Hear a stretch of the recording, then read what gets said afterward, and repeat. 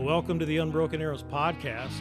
I'm Greg, and I hope that many of you were able to take the time to visit our website, maybe read my reflection from a few weeks ago about the future of the podcast. And my guest today and the topic that we'll be discussing, in part, was what I was referring to. Our title, Unbroken Arrows, Healing Through the Hunt, continues to evolve. And there are topics that are important to me that I want to share, but not necessarily directly related to fishing, hunting, or in general enjoying the outdoors. Although it would be hard to find a topic that does not relate back in some way, shape, or form as to how enjoying the outdoor activities is good for a person's physical and mental health. So, if you've been listening to our podcast before, there's a good chance that you're aware that I'm a retired professional educator. 18 years as a junior and senior high school science teacher, and 12 years as a junior and senior high school principal. So over the years, I've worked with many young men and women, their parents, siblings, grandparents, and guardians in a variety of ways. Over those years, there were some situations that required me to work with law enforcement, county attorneys, probation officers, and diversion programs. And I believe in mentoring programs, and I think that alternative education programs in school are essential to provide opportunity for all students to be successful. So my professional life was really all about trying to help young men and women become successful in life. My guest is my nephew, Jeremy Pavlik. And Jeremy is the founder of Halo Youth, a program that supports incarcerated youth that are transitioning back into their communities. And we're going to talk a lot about Halo Youth and its mission and why it's necessary. But first, I would want our listeners to know a little bit more about Jeremy and his story, as it will help you understand why this is a passion for him. So, Jeremy, welcome. Thanks for having me. This has been a long time coming. We've been talking about this for a while, and now it's finally coming to fruition. Absolutely. So I want to start with a little bit of background because I don't want to give others a misconception about Jeremy's and my relationship. Jeremy is the second oldest son of my brother Terry, that is closest to me in age. And in the past 28 years, I've seen you, Jeremy, and visited with you 3 times. The first in 1997 when my father, your grandpa, died and you came to his memorial mass. The second was at your and your wife Ashley's wedding this past June. And the third was just this past Thanksgiving. And prior to those times, to be honest, I can't recall the last time that you and I saw each other or visited. And a lot of life has happened since then. So would you share your story and how that led to your involvement in Halo Youth? Again, thank you for having me. And I believe, the earliest recollection I have of us being together is from pictures that I have of way back when. Sure. Things were kind of spotty when I was a child, and when my mom divorced my father, she was involved with another man that, was, um, for a choice of better words, not a kind individual, and was physically abusive, and made me feel unsafe at home, and put me in the hospital a few times, and just kind of made me, when I was 13 years old, I tried to kill myself because things were that bad at home, and I just didn't want to keep going on living the way that I was living. And it was a bad situation. It was for me and my older brother, and I just remember, wanting to be loved, wanting someone to care that I was even there. And it's funny. I ran away before for 2 weeks, and I came back, and my stepfather, didn't even know that I was gone. Hmm. Um, so so childhood was pretty rough for me, and it led to trauma that, carried me through life of addiction, and prison, and more addiction, and I had always had a big heart. I always knew that, my I was capable of caring, and having compassion, and wanting to be there for people, but I was caught up in the things that I had going on in my life, and it was hard to get out of that life. But after my sixth overdose, I came to, and I realized that that's not what I wanted my life to stand for, and it's not what I wanted to be remembered by, and that I wanted to make a difference in the world, and I wanted to help and heal instead of take and hurt. And it all started for me when I was a child. It all started for me when I was a kid, and I was in a broken home, and I feel like people gave up on me, and people wrote me off, and I just felt like nobody cared. And I know that there are so many kids out there that are experiencing the same things that I went through when I was a kid. When I started my organization, at first I started the organization to help individuals that were transitioning from prison, adult transitioning from prison back to society. And I thought about it, long and hard. I decided that I wanted to help eliminate people having to go through that adulthood of addiction, and being involved in the justice system, and things like that. So to me, it was a no-brainer to support kids that are caught up in the justice system, who have had charges, or been in detention, or come from broken homes, or are absolutely at-risk teens.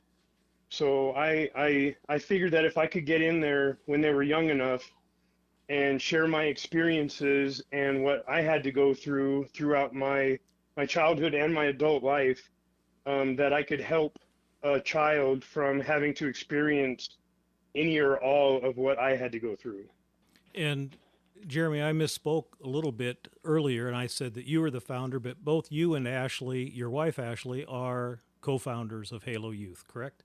Yes, absolutely. When I was early in my addiction, my now wife Ashley was already in recovery. She had been clean for 3 years from substances, and we met, and at my darkest time, she was there for me, and she didn't give up on me, and she believed in me, and she helped me to see that I was worth more than I had been selling myself for.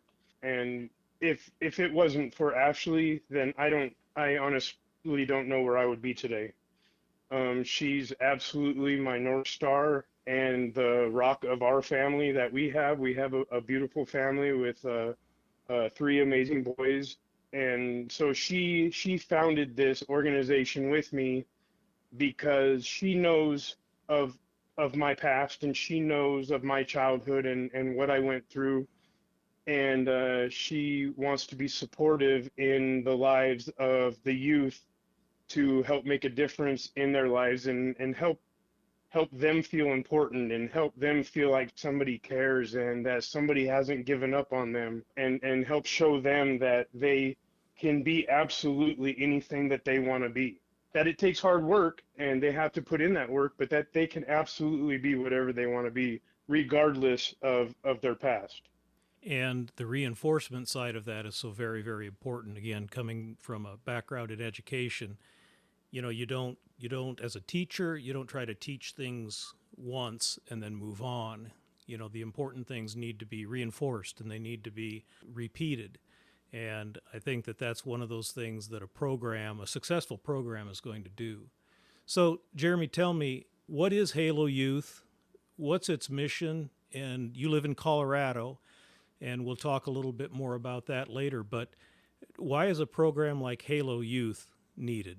Well, in El Paso County, which is in Colorado Springs, Colorado, in 2024, every month there was over 600 interactions with law enforcement when it came to youth. There was over 120 arrests, and here in El Paso County, we have a 22-bed capacity at our youth detention center. So the numbers are staggering. The thing is the state and the city keep pumping money into programs that just aren't working, and the numbers are saying that something's not working because those numbers have just raised from 2023 to 2024. And we feel that the connection that we're able to make with the kids because of our lived experience from actually having gone through what they are currently going through bridges that gap and that trust between us and them, as opposed to someone who, they can spend a couple hours with them, but what they don't understand is that these kids have to go back to their neighborhood. These kids have to go back to their block, and they have to survive in their neighborhood that are riddled with gangs, riddled with drugs, and not a lot of people understand what they're going through. So the lived experience connection has been proven, and lately, and it's picking up more and more momentum, that the people with lived experience that have gone through what these kids have gone through are the ones who are making the true, genuine connections with them and opening up that trust between them and us because they know that we've been there. Well, your services focus, and I'm getting this from the information that you shared with me, and I'm gleaning that from these documents. So at any point in time, correct me if I'm wrong or if I misread something. Your services focus on personal development, life skills, recovery support, and reentry support. And one of the key points from reading is that the way I understand it, this process begins while the youth is still incarcerated. Why is that important?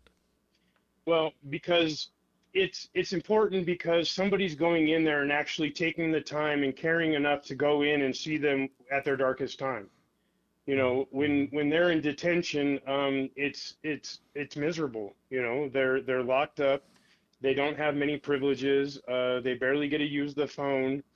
And when somebody's coming in and taking the time to sit down and actually ask them what they want, in youth services, generally across the board, it's always somebody telling a youth what they need. And sometimes that's not what the youth needs. The biggest question that you need to ask a kid is, what is it that you need? What do you need? And ask from their opinion of what they need. And what is it that you want? What are you missing? And so going in and making that connection while they're in there, it's pivotal to building that relationship for when they get out. Because I go in there and sure, people are part of their care team. They work with the guardian ad litems. They work with case managers. They work with mental health professionals. And I go in there, I'm just this big tattooed white dude, that sits down and just has a conversation with them. I ask them to tell me their story. Tell me how you got here. Tell me what it's like at home. Tell me what you love to do. Tell me what you would rather be doing if you weren't here. And it never fails, regardless of how many kids that I've went in there and I've seen. After that first interaction that I experience with them, every single time at the end of our session, they are absolutely excited to be working with me. And again, in education, if I've said it once, I've said it thousands of times. It's all about relationships. As human beings, that's what we crave. The fact that relationship starts before there's outside influences after release, that's important. Absolutely. Making that connection while they're currently in detention, after they're released, you've already built that relationship, so that level of trust is there. So when they participate in pro-social activities with other individuals, and granted, most of my clients are gang members, and a lot of them come from different neighborhoods, and a lot of them have issues with each other. But after I built that relationship and I built that trust with them, when they're in the space with me, they know that all of that animosity and all of that anger or whatever towards other people, it stays out where it belongs, and it doesn't come into our space. One of the things that I read in your part of your background, in the literature that you shared with me, you mentioned a sense of hopelessness while you were serving time in prison. This past year, I've belonged to a men's group, a Catholic men's group, and the program is called That Man Is You. And one of the things that they just recently talked about in a presentation was a person that was active in prison ministry. And he talked about despair. And he defined despair as being so broken that no one or God can forgive me because of the things that I've done. How much time does it take for you personally? How much time did it take? And how much time does it take working with youth that are in detention that you have to communicate or be able to build them up that they feel that they do have hope, and hope in the true sense of the word, not just say luck. I sure hope I hope this happens or that happens, but kind of the what I would call the Christian hope, which meaning you've got confidence in those around you, and you've got confidence in potentially your religion and your faith. Well, first, let me make clear that I am absolutely a believer, and I have a great relationship with God right now. But when I was incarcerated for those 15 years, it was one-sided. It was on my part, but me and God weren't really on speaking terms. And it made that despair set in even more. The things that I had done in my life, the people that I had let down, the trust that I had demolished over and over, because of me returning to addiction, and the way that I felt because, well, I mean, particularly of how I felt that my family thought about me. And I mean, you, for example, I don't know what stories got back to my uncles and my aunts and my grandma, and I could just assume that there was stories of addiction, and it was stories of breaking the law, and everything like that. And so it was easy for despair and hopelessness to set in, because I felt like I had destroyed not only my relationship with God, but I had destroyed my relationship with my family. And that how people saw me was honestly the way that I saw myself, somebody who wasn't worthy of love, and somebody who who wasn't going to amount to anything. And you know, the turning point in these kids when they go from feeling like they are only what they have been is honestly when I share more of my story and I share where I am now as opposed to where I was. They see that somebody who may have grown up in a different neighborhood, but somebody who did the same things that they did, ran the streets, used drugs, ended up being locked up when they were a youth. They see all these things and they see what I have now in my life. You know, I have a strong relationship with God. I have a beautiful, amazing family. I am a present father. I am a present husband. I have an amazing career where I get to give back to people who are walking paths that I have walked in my life. And I experience joy.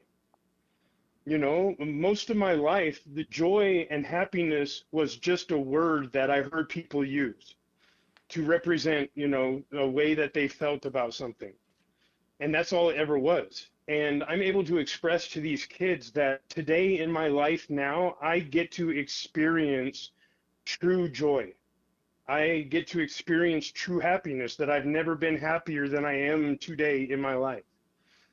And when I meet them, they're feeling the way that the court is talking to them. They're feeling the way that the court is labeling them. They're feeling the way that their attorneys or their care team is labeling them. And when I go in there and I say, hey, listen, I understand that you've done this and you've done that, but in the grand scheme of your life and the amount of life that you have left to live, you can go on to do amazing, phenomenal things. You can go on to be whatever you want to be. I have one kid that wants to be a welder. And to some people, that might just be a blue collar job, whatever, not a big deal. But to this kid, it's a career where he can help his mother who just had a stroke, who just found out she has breast cancer. He can help her so that she doesn't have to struggle as bad as she's struggling. And to him, that's meaning. To him, that's hope. To him, that's something that would make him happy.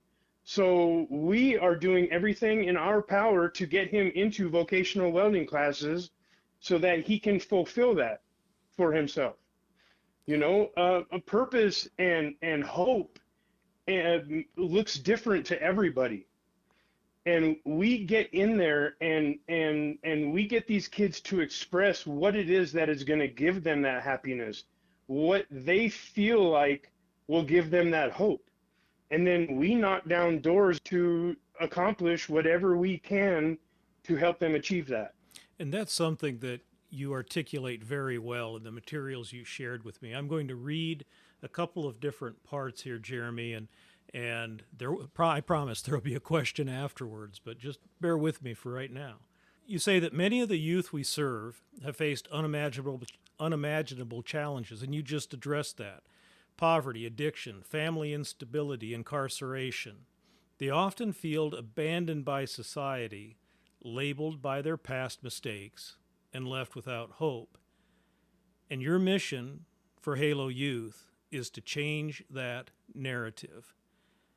And then you go on a little bit later and say, too often society focuses on what these kids have done wrong instead of what they are capable of doing right.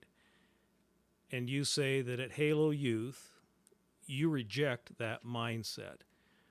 And as a teacher, as an administrator, one of the things that it's very difficult to do is to change mindset, and you really can't change it. You have to help people understand that the way they're looking at something may not be the only way to look at it. And I think that you're talking about how you're going out into the community to help those types of, say, stigmas be broken. I was part of 2 different schools that implemented positive behavior supports. You know, don't focus on the negative, focus on what kids are doing right.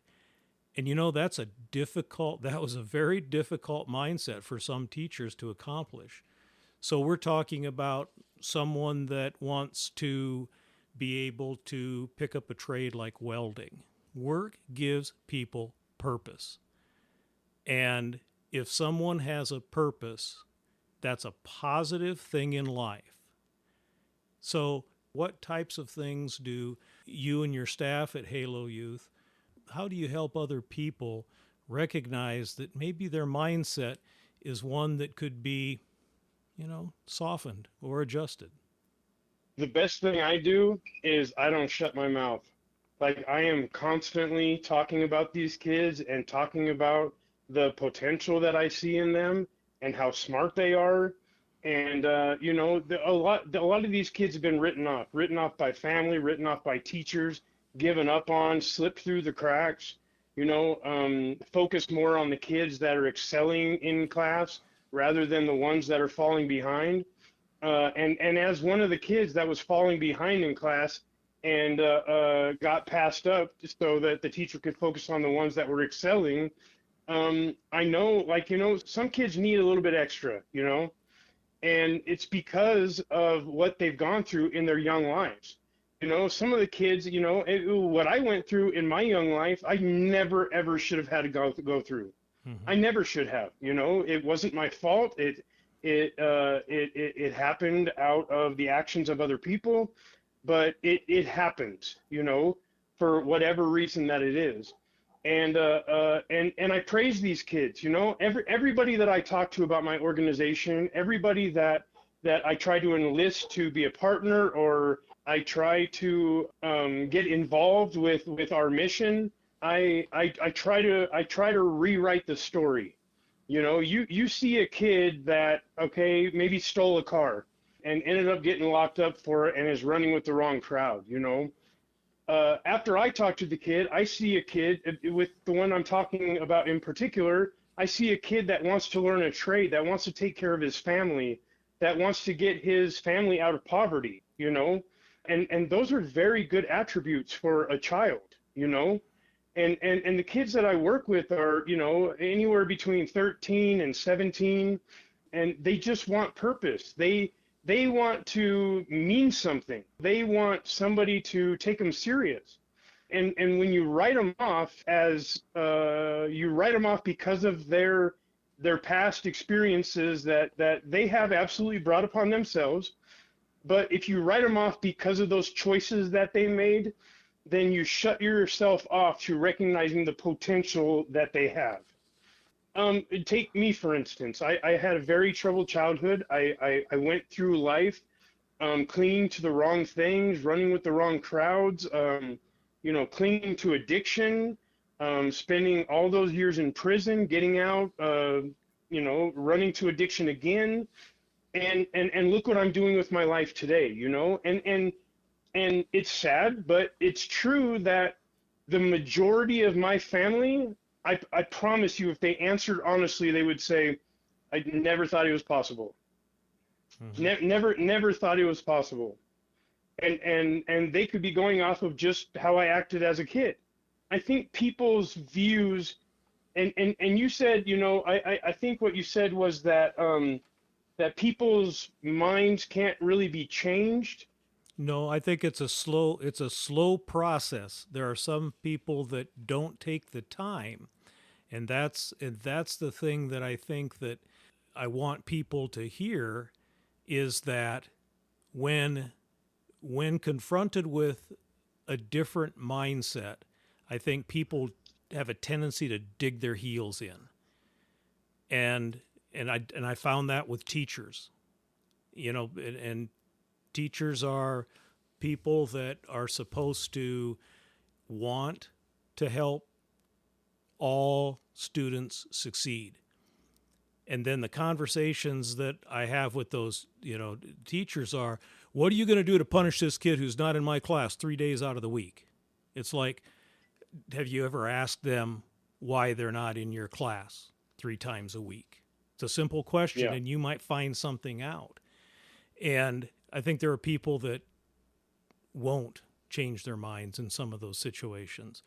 But I think most people, when they are able to see the story from the other side of the desk or the other side of the table, they'll start to understand that what they thought or what their mindset was maybe can be changed, and maybe it should be changed.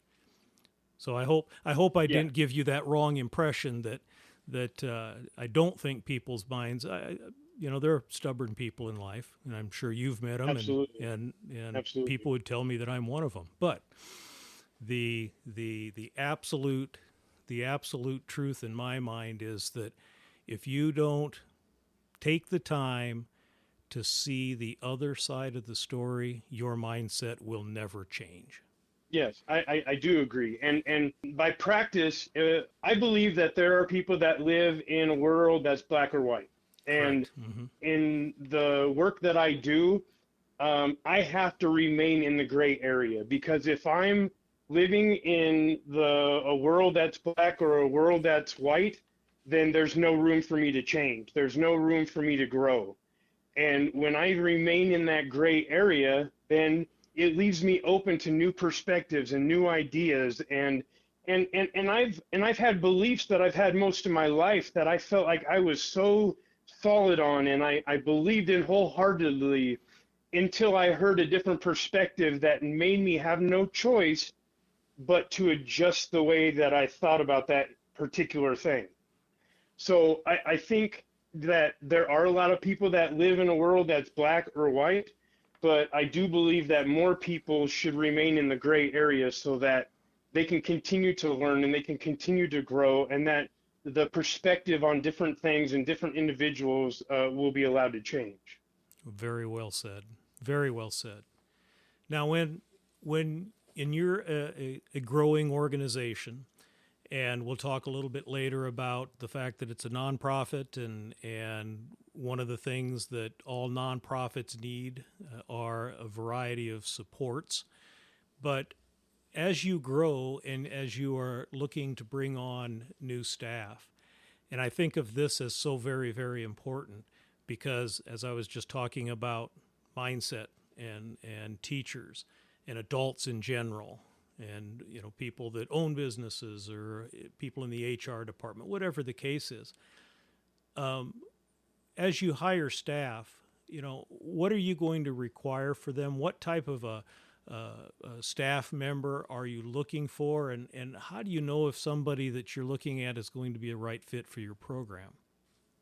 Well, that's a very good question. And by rule, I have you absolutely cannot be involved in Halo Youth in any way unless you've absolutely been there. I want genuine, real connections with my kids that I work with, and I want those same connections with anybody that works for us with these kids. And the thing is kids are very, very smart. Yes, they are. They're often overlooked as being as smart as they are because they can pick somebody out that's BSing them a mile away. Hmm. And some people can come in and they can say, well, you know what, I can understand where you're coming from and I hear what you're saying, but very few can actually empathize with them. And I need people that work for me that can empathize with them. I need people that are connected to Halo Youth that can not only put themselves in their shoes, but have been in their shoes before. Because that's we build everything on trust and we build everything on that connection. And so that's one of the requirements in order to be associated with Halo Youth. Another thing is that I am a certified youth coach through the Youth Coaching Institute out of Texas by a lady named Dr. Leah Mazzola. She's world renowned. She's one of the most amazing people I've ever met in my life. And she works with kids who are justice involved, and that's who I got my certification through. I'm also a certified peer and family specialist. So that's a state certification that enables me to work with youth and families together, which is another thing that we do at Halo Youth. We work with the family and the youth to see what's working, what's not working, what needs improvement, any concerns that anybody has. and that's one of the sessions that we include in the monthly amount of interactions that we have. But mainly, it's somebody that's been there that can understand what the kids are going through. When I was changing my life, granted it happened later in my life, but when I was changing my life, the person that was giving me advice and the person that was, helping me, if they hadn't traveled a little distance in my shoes in their life, then me personally, I just didn't trust what they had to say. And that's just how I changed, is because the people that were mentoring me, if you will, or guiding me or supporting me, had been to prison, had been through their own struggles with addiction. And so it's important that we keep that lived experience a part of Halo Youth, so that there's no connection lost with these kids. In Halo Youth, and I don't know if you're at this point already or if you're building to this, but the plan for Halo Youth is to operate 5 days a week, right, from basically an 8-hour day. And that 8-hour day is going to be a structured day with the different types of supports in place. But, and you alluded to it earlier, and this was one of the questions that I have, because, again, I'm sorry that I'm pulling this back to, again, my professional career in education, but I don't know what I'm going to sound like when I say this, but you know what? As a teacher, as a coach, as a principal, I didn't worry about what my kids were up to, my students were up to, basically during the time that we were at school. I was worried about them from the time the bell at the end of the day rang till attendance was taken the morning of the next day. And then on top of that, weekends. So are there currently supports, or are they going to continue to look to build supports for that time from 4 p.m. to 8 p.m., say, or weekends? We are available at all times for family and our youth clients to reach out to us. Obviously, I'm sure we'll get into this a little bit later, but the funding piece has been a struggle. And so a lot of these kids, their release plans are contingent on them having supervision during all 24 hours of the day. Mm-hmm. And so we communicate with the families, the parents. We have great rapport with their parents at home or their grandparents that they live with. And so we are on call 24 hours a day if they need us, or if there's a situation. And we attend all of their staffings with their care teams so that we stay up on everything that's going on with them. And any changes that are made, we're notified of them. And you're right. And you know, their time with me, I obviously don't worry about, because it's spent doing the things that we're doing with them. But it is the time in between that worries me. I just had a kid that was out. He was on probation. He was on an ankle monitor, and he had an incident happen where they had him going to a schooling program that he didn't enjoy. He said that he felt like they acted like he was a prisoner, and so one day he didn't go to it. And so what ended up happening is he ended up shooting a gun 4 times into a car and ended up catching 4 more charges. And when I went to see him afterwards, he said, "Jeremy, I wish your program was up and running full steam, because I feel like I would have been with you at the time that this happened." And that's what hurt, you know.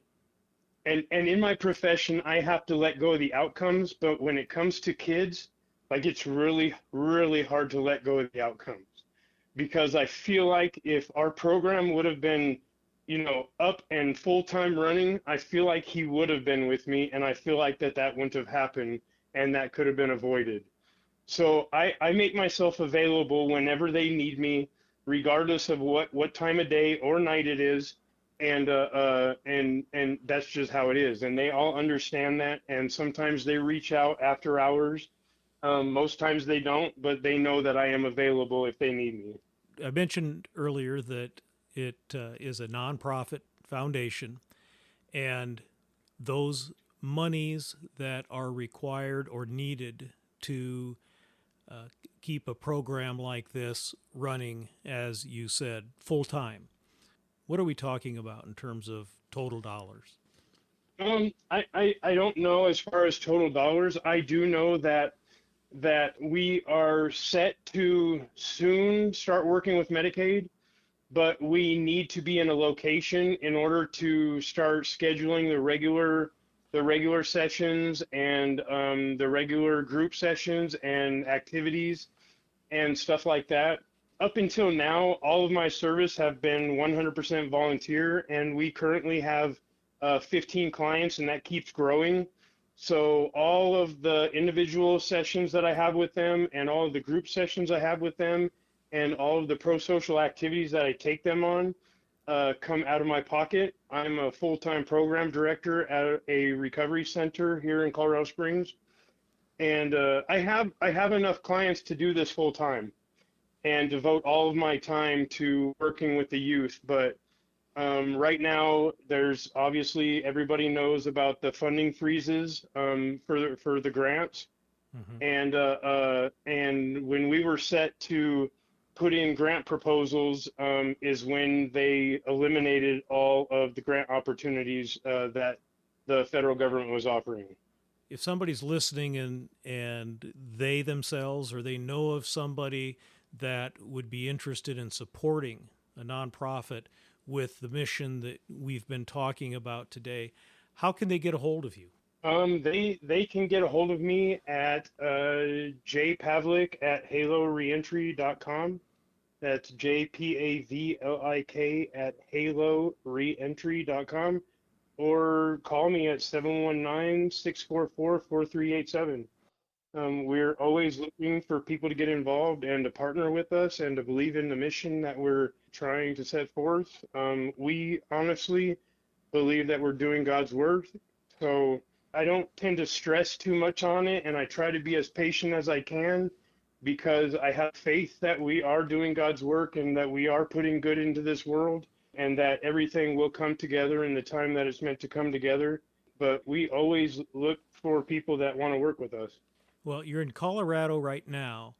Is the Halo Youth Reentry program, is that something that could be duplicated anywhere, any state? Is it something that if somebody was listening, in Kansas or Nebraska, South Dakota, Minnesota, is this something? There probably are different programs that may be similar, but in this case, how you are working with youth in detention and making the plan and following through.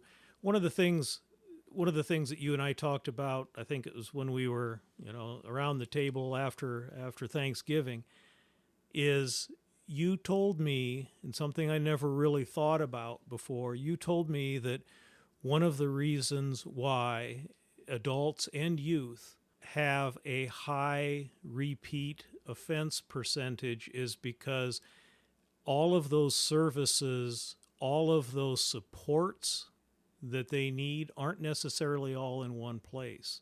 And sometimes it's a lack of one of those particular supports that cause them to go back and do the things that got them in trouble in the first place. So is this something, the program and how you're setting it up, is this something that can be set up anywhere? Absolutely. I'm a real I'm a real go-getter and a really big people person.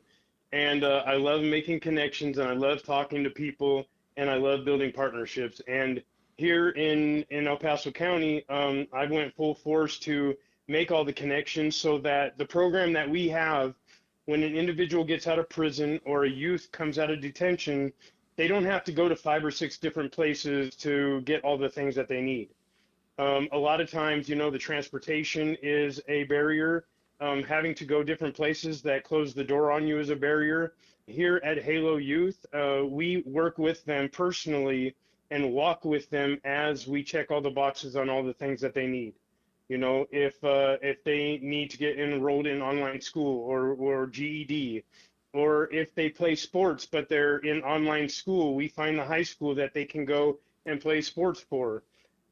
We take them on the activities that they need to do. Sometimes kids just need to be kids and feel like they can be kids. But this is something that can be duplicated anywhere. You know, the work that I put in here and the connections that I've made here in El Paso County are connections that I can make in any city in any state. You know, it's all it is a different state. That's it. It's the same programs. It's the same people. It's you know, whatever it may be. And when a door closes, you know, I cut a hole and I build a new one. You know, that's just how it is. You know, my goal is to eventually go back home to Nebraska and do this back in Nebraska. But it's absolutely something that can be replicated in any city, in any state across the United States. I want to go back to something that we've touched on a couple of different times. And you talked about a youth support team. And you also mentioned about the compliance with, supervision with the release plan. And, that's something that, I dare to say, there are a lot of people that really don't understand all the things that are in place with some of those types of plans, the requirements of such. You mentioned transportation. If a youth has to get to a particular place for a meeting or to check in and doesn't have transportation and there's not public transportation available, the next thing you know, they're getting picked up again because they missed this meeting and they didn't have transportation. That's probably oversimplifying it with that. But what are some of the things that a youth in a reentry plan, what are those requirements, the supervision requirements and the requirements of the plan that they have to adhere to? So a lot of the youth, they have to get to where they need to go on their own. And here at Halo Youth, we transport the kids where they need to go. Again, it's all just from something that we do, but if they need to get somewhere, we bring them there. A lot of places don't provide transportation, and it's left upon the parents. And, quite honestly, a lot of these kids, most times, their parents aren't in great shape either. So it's not always easy for them to get there. And sometimes they do miss appointments and they do miss scheduled meetings with their probation officers and stuff like that because of no fault of their own. So what happens is they'll get arrested, and then a care team will be put together. It'll be a program that deals with youth, that sets up their mental health stuff, and that sets up their guardian ad litems, sometimes a court-appointed advocate, and case managers, and there's a whole slew of people that are assigned to their care team. Well, what they do is they immediately start putting together a release plan for these kids. And in the release plan, there has to be wraparound 24-hour supervision, whether it's from parents and sometimes both parents work, or the parent that they live with works, or the grandparent they live with works. So the only time they can supervise them is, say, from 6 till 6 in the morning. And then there has to be something in their release plan that covers the supervision for the rest of the hours of the day. And so that's one of the pieces that has to go in there for the requirements. Another thing is they have to meet regularly with their probation officer.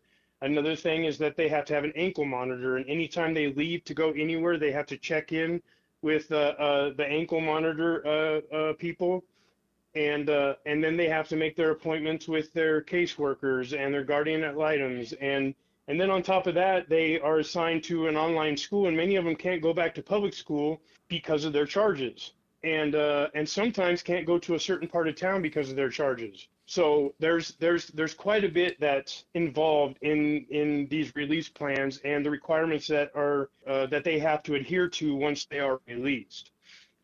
And if they're plugged in with the right agency or organization, then the organization should take care of most of that. Get them to their appointments. Our plan is to have laptops for all of our kids so that when they're with us, they can do a couple hours of online schooling, do recreation with us, have healthy snacks and lunches with us, and go to groups and individual sessions that deal with conflict resolution and everything like that. But it's a lot of things that go into the requirements that they have to do when they get out. And the biggest thing is that they don't have any idle time, that they are on the move as much as possible so that they don't get bored and they don't start wanting to do things that they did that got them in there in the first place. As I was preparing for this interview, Jeremy, one of the things that struck me is as we were going through Lent, the preparation for Holy Week, and then the observance of Easter, one passage kept coming back to me, and it was Matthew in chapter 25 and verses 31 through 46, and the passage is part of the parable of the Last Judgment. You know, for I was hungry and you gave me food, and I was thirsty and you gave me drink. And, you know, I was a stranger, you welcomed me. I needed clothes, you clothed me. I was sick, you cared for me. I was in prison and you visited me. And these are things that Jesus talked about with regard to the judgment. And they asked him, when, Lord, when were you hungry? When were you in prison? When were you to the least of my brothers? You've done it for me. And I think of programs like this. I think of your story, Jeremy, the resilience, the ability for you to come through with what I would call a profound sense of meaning and purpose. And you want to help others succeed. You want to have the youth that you interact with succeed. And I wish for nothing more than you and Ashley to succeed in this venture. So I hope that in some way, shape, or form, we at the Unbroken Arrows podcast can help you out. As you know, we are affiliated with the Unbroken and Brave Foundation, and that will be something that, as through that foundation, we can help in some way, shape, or form. We hope that we can help in some way, shape, or form to help you and Ashley move forward with Halo Youth Reentry. And again, if it's okay with you, we will share your email and your telephone number on all of our different parts of promotion for the podcast. And do you have Facebook? Do you have any of those types of social media locations? Yeah, we have a Halo Youth Facebook group, and we are actually currently in the process of somebody building our website right now. But I just want to say one last thing. I've spent my whole life, wondering what life was about and wondering why we're here and what we're meant to do. And I believe I found the answer. And the answer is that the footprint that we leave on this earth is a positive one for the ones that we leave behind when we leave this earth. And that's all I want to do. Like, I want the ripple effect to spread to so many people and to impact so many lives and change so many lives, because it's something that I would have wanted when I was a kid. It was something that I wanted when I was in my early adulthood, and so I encourage everybody that, when you're passing by somebody who's flying a sign on the side of the freeway, and instead of just locking your door, just think for a second, why they got there. Or you see, a kid that's troubled, think for a second, what got them there, I believe that it's our job to help other people, like the scripture you just read, I believe it's my job to help other people who are going through things, maybe not even things that I've went through, but who are going through things that need help. Every once in a while, humanity gives me a boost, and I see somebody doing something that makes me believe in humanity a little bit more. But I feel like if we just got back to understanding that we're all human beings and we're all in this together, and that everybody is struggling with something. And just understand that, I feel like everybody would have more compassion and that this world would just be a better place. Better communication, the understanding that it's all about relationships, and be willing to maybe approach an idea from a different mindset. Sounds easy, but it's not. It's not. It's not. But it's going to be something that we hope you continue to move forward and take this by the reins and move forward and do it in the manner that you see is appropriate for you and the youth that you serve. And I hope that this is something that we can, touch base with you again and provide an update with how you're moving forward. I'd love to see you eventually be able to be back in Nebraska and have this program on its feet in Nebraska as well. Love to have you closer. Absolutely, and I'm not going to stop. I'm absolutely not going to give up until we are serving thousands and thousands of youth. So I will absolutely come back and give you an update when things are moving a lot faster and a lot bigger. You bet. Well, Jeremy, my love to the boys, Ashley, and my love to you as well. Thank you for taking the time to visit with me, and I'm very honored that I'm able to share what your passion, yours and Ashley's passion, is in helping the youth in your area in Colorado. Thank you for having me. If you or someone you know is thinking of suicide or in need of crisis intervention, call the Suicide and Crisis Lifeline at 988. You have to remember that the world is a better place with you in it. To all our listeners, take some time to get outside, enjoy the outdoors, and experience its healing powers. With that, on behalf of Catherine and me, until next time.